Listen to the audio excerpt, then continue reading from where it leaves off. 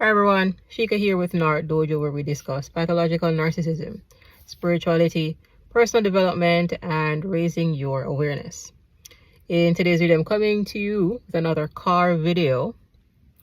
And in today's video, we're going to talk about how to deal with narcissists. So after you awaken, because if you're watching this video, I can almost posit that you received a major spiritual awakening through narcissistic abuse. And if it's not narcissistic abuse, then maybe you were in some type of near-death accident or experience, and maybe you had an NDE, or maybe you went through some type of grief, right? It's normally you go through a spiritual awakening when you have a lot of pressure in your life, so some type of traumatic event.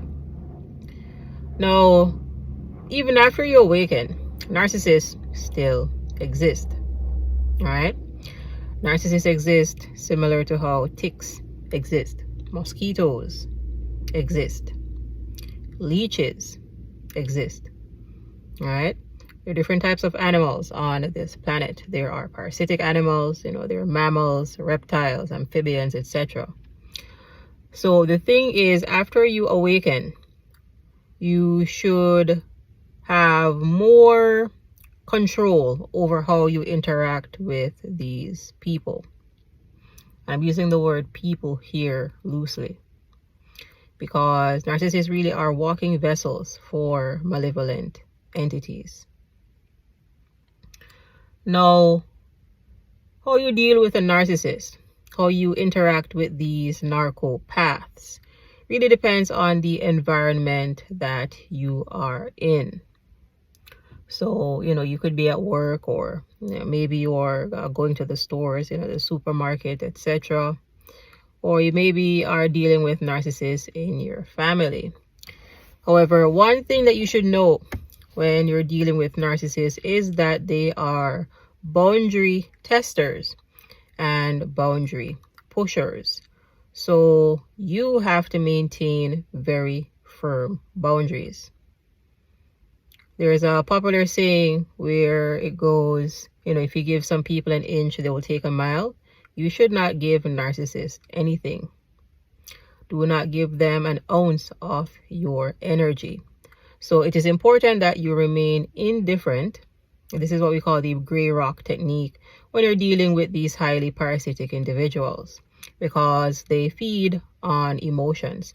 So when you are indifferent, when you're giving them the gray rock, when you're acting as uninteresting as a gray rock, they do not like this because they cannot feed. Again, narcissists are parasitic individuals.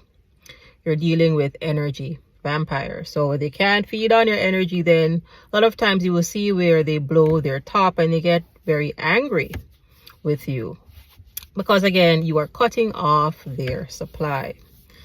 And understand that when we're talking about supply or narcissistic supply, you are the one that is supplying the energy. You are source, you are source energy. So when you're dealing with these individuals, ensure that you pull the plug. Do not let them feed on you, because again, they are parasites.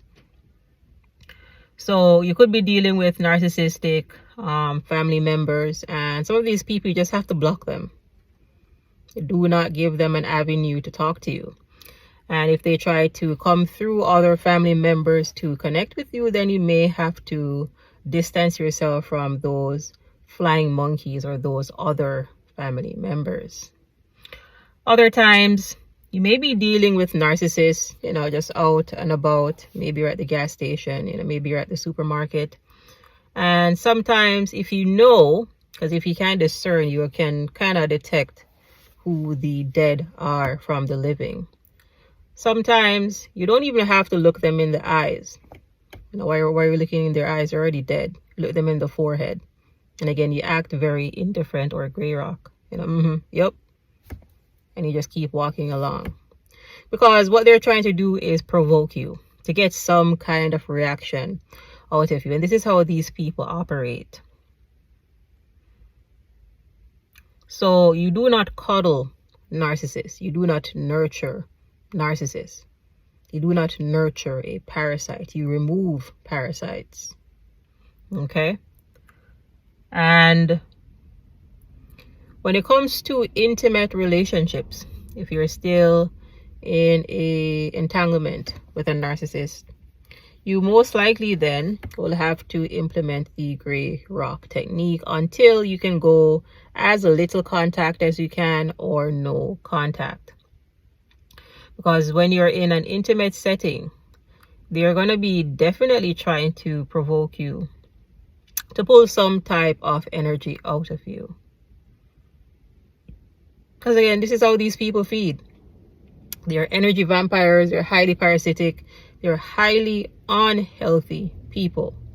And there is no amount of love or kindness or compassion that you can give to narcissists. Narcissists do not want your love, kindness, or compassion. They want your attention, admiration, validation, and your reflection. This is why they mirror people, especially in the love bomb. What is the love bomb? The love bomb is one of the many manipulation tactics that narcissists use to overwhelm their victims so that they can drop their guard. Right? The love bombing is a manipulation, which is why in the relationship you'll try to make your way back to the beginning of the relationship when you were in the love bomb stage, but the person that you encountered in the love bomb stage actually does not exist. It was a made-up character. So when you understand that you're dealing with a made-up character, then you do not validate it. And the thing about these demons, people, once you know how to discern life from death, these demons mimic human beings. Let me say that again. These demons mimic human beings. So they're going to pretend as if they are human beings. However, they're always going to glitch. You know, they never get it quite right.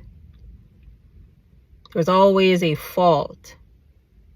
And you're going to have to use your discernment to see this. They always glitch, every single one of them, if you know what to look for.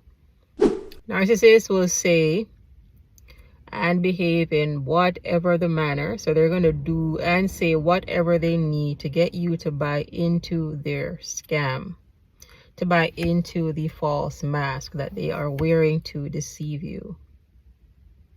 Do not take the bait.